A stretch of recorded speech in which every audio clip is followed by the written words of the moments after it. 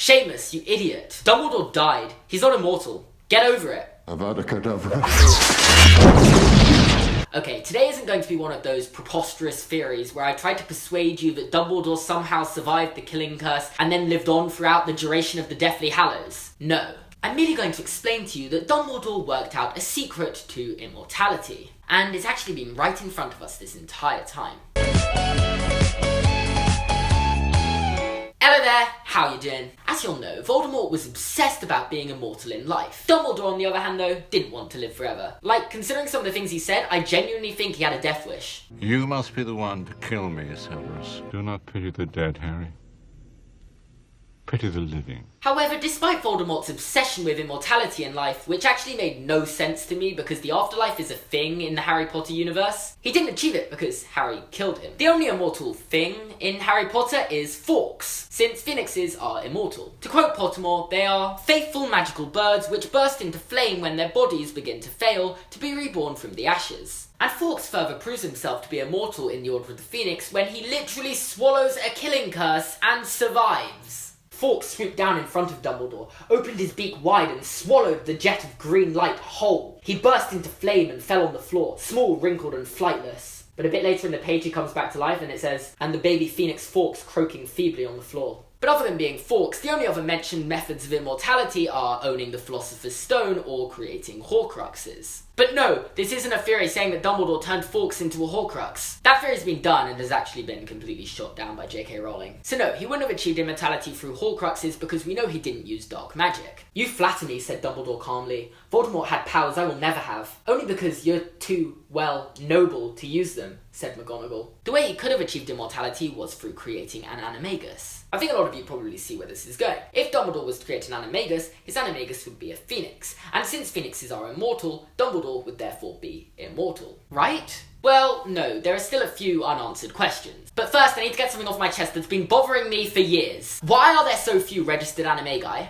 The Ministry keeps tabs on witches and wizards who can become animals. There's a register showing what animal they can become, and their markings and things. And I went and looked Professor McGonagall up on the register, and there have only been 7 Animagi this century. 7 in a century! And despite knowing this, we come across 4 unregistered Animagi throughout the book series. James Potter, Sirius Black, Peter Pettigrew, and of course Rita Skeeter. That just doesn't add up. Like, it obviously can't be that difficult to achieve since Peter Pettigrew achieved it in his 5th year at Hogwarts. But then there are still only 7 legal ones in the entirety of the United Kingdom and Ireland in the last century. Either no one registers or this is just pure plot convenience. Anyway, back to the questions. Firstly, did Dumbledore ever create an Animagus? I believe he did try to as a teenager. Obviously, as I said earlier, by the time we were introduced to him, he's old and doesn't want to live forever. However, he had a very different perspective when he was younger, shown for his obsession with the Deathly Hallows and his letters to Grindelwald as a teenager. The Hallows, murmured Dumbledore, a desperate man's dream. But they're real, said Harry.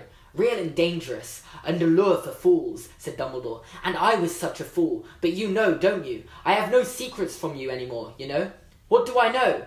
Dumbledore turned his whole body to face Harry, and tears still sparkled in the brilliantly blue eyes. Master of Death, Harry, Master of Death. Was I better ultimately than Voldemort? Him and Grindelwald both shared a desperation to seek out the Deathly Hallows in their youth. And the Deathly Hallows make someone the Master of Death, showing that at one point in his life, he did want to become the Master of Death and potentially wanted to be immortal. However, his perspective changed later in life, and he did of course die in the Half-Blood Prince, failing to achieve immortality in life. But maybe that was due to lack of effort in his older years on his part. Secondly, how do we even know Dumbledore would be able to create an Animagus? This is a fair question. Dumbledore describes it himself in his commentary of the Tales of Beedle the Bard as a rare magical ability to be able to transform into an animal at will. And I do accept he's described it as rare, but I don't know how reliable that is, because we don't actually know about any failed Animagi, and if it was such a rare ability, what do you think the chances of 3 best friends all being able to achieve this same rare feat? We literally know nothing about how to create an Animagus though, because there still isn't a Marauders book for some reason. The only thing we actually do know is that part of the process requires you to carry a leaf of a mandrake on your tongue for an entire month, using the leaf for the creation of a potion and reciting the incantation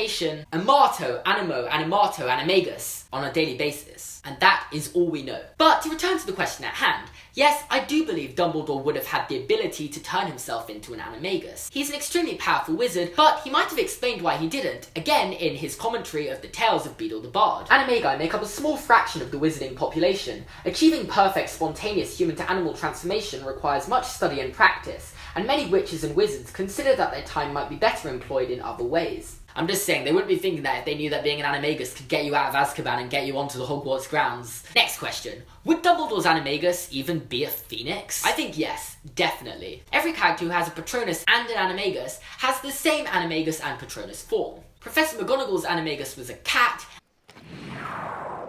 and her Patronus was also a cat. And then James Potter's Patronus was a stag, and his Animagus was also a stag. Peter Pettigrew couldn't conjure a Patronus, and we don't know if Sirius Black or Rita Skeeter could, or what their Patronus was. Therefore, considering Dumbledore had a Phoenix Patronus, we can assume that his Animagus would have been a Phoenix too, because all the evidence we currently have is in favour of this. It's also to be noted that most Patronuses take the form of an ordinary animal. Magical creatures such as Dumbledore's Phoenix Patronuses are very rare. It's so rare you can't even achieve a Phoenix Patronus on the Pottermore quizzes. Like, genuinely, someone has worked out the algorithm and these are the rarest ones you can get. Which makes me think the only way to get a Phoenix Patronus is to have a close connection or domesticate a pet Phoenix, in the way Dumbledore has with Fawkes. And it isn't common for someone to domesticate a Phoenix. It's literally only been done twice, and Dumbledore was one of those two, which would explain why it's such a rare Patronus and why no one's been able to achieve it on Pottermore, because I'm assuming no one who does the Pottermore quizzes actually has a pet Phoenix. And apparently it's even rarer for a Patronus to take the form of an extinct animal than it is with a magical creature. There's only one example of someone producing a Patronus of an extinct animal, and it's some guy called Headley Fletcher who produced a Patronus of a woolly mammoth. So, assuming this all to be true, and using what we know, when Dumbledore was young, he too, like Voldemort, wanted to become a Master of Death, and he seeked out the Deathly Hallows with his friend Gellert Grindelwald. Master of Death, Harry. Master of Death. Was I better ultimately than Voldemort? Of course you were, said Harry. Of course. How can you ask that? You'd never killed if you could avoid it. True, true, said Dumbledore, and he was like a child seeking reassurance. Yet I too sought a way to conquer death, Harry.